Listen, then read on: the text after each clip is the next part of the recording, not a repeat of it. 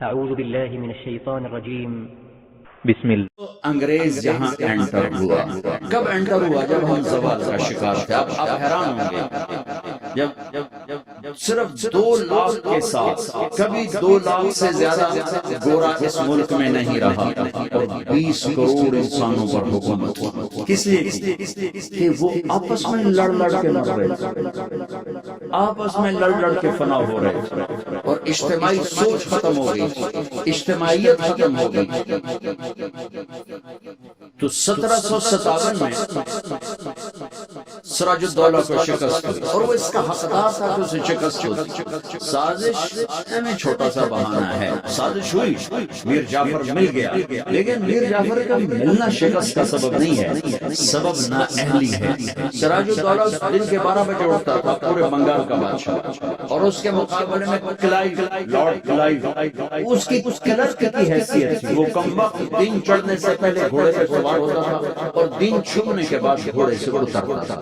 وہ سارا دن گھوڑے کی پشت پر اور وہ سارا دن رات کنیزوں کے درمیان لونڈیوں کے اندر سراج الدولہ، اور دن میں سوئے ہوئے. نواب صاحب 12 بجے اٹھیں گے تو شکست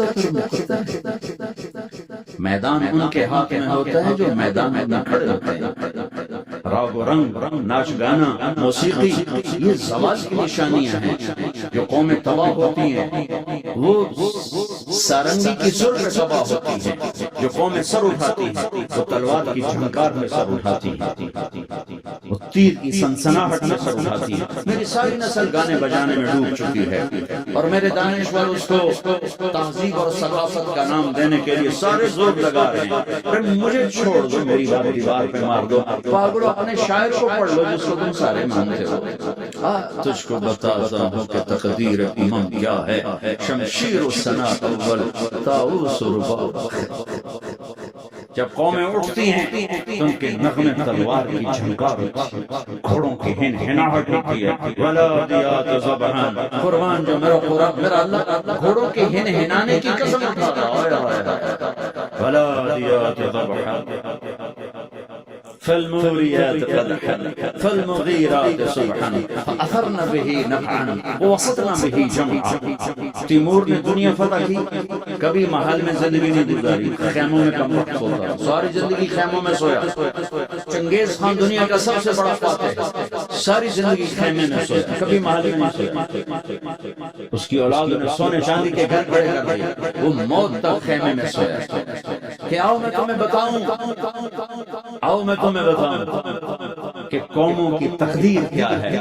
بلندی کب آتی ہے؟ زوال کب آتا ہے؟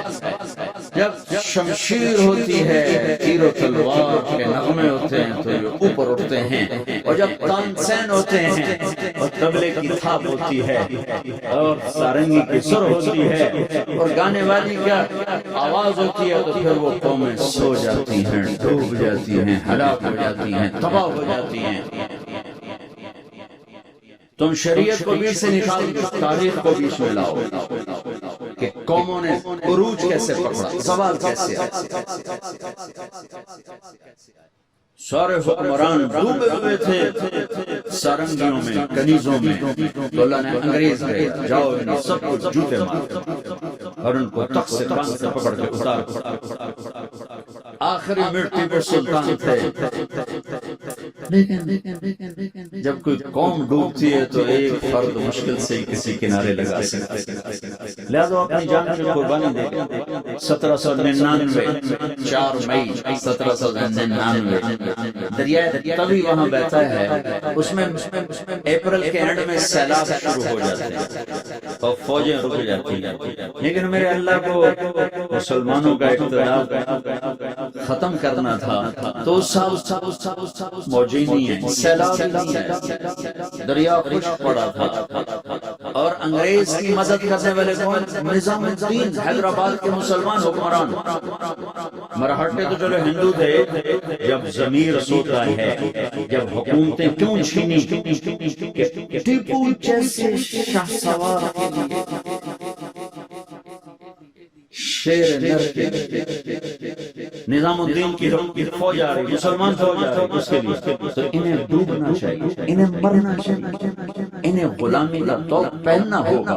میرے رب کا نظام ہے, میرے رب کا قانون ہے کہ یہاں نااہل کو نہیں بٹھایا جا سکتا. اہلی آتے ہیں تو نظام چلتے ہیں. وہاں میر صادق جڑ گیا, ادھر میر جعفر جڑ گیا.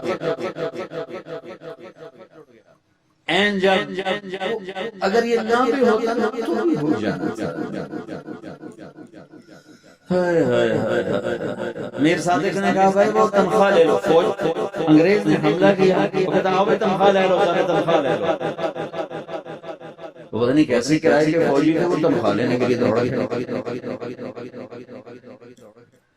ٹیپو کھانا کھا رہے تھے, نوالا ہاتھ میں تھا کہ شور پڑا کہ قلعے کی دیوار ٹوٹ گئی.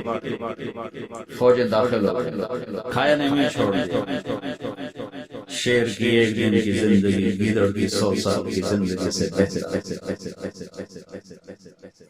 انہیں پتا تھا کوئی راستہ نہیں, اپنی جان کا نذرانہ دیا. تو جنرل ہیرس نے کہا آج ہندوستان ہمارا.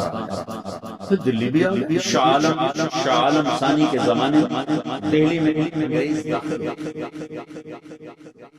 اور پھر بہادر شاہ ظفر جو 1857 کی جنگ آزادی, وہ ایک ایسے جیسے یہ ہمارا جلوس نہیں ہوتا, جلوس, ان جلوسوں نے کبھی کچھ کیا؟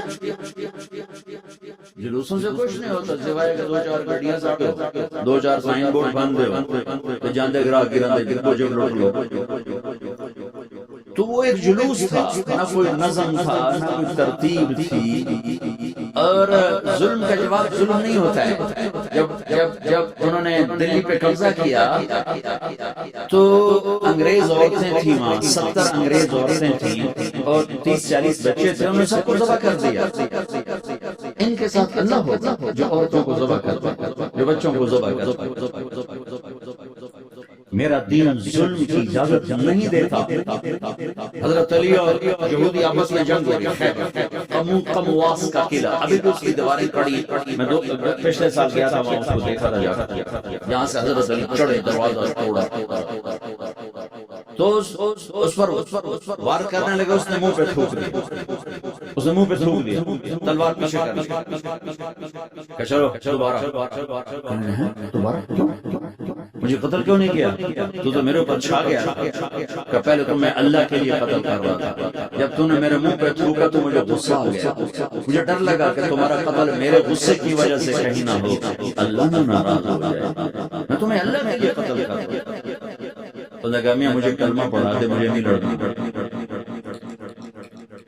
اور جب اسلامی لشکر جاتے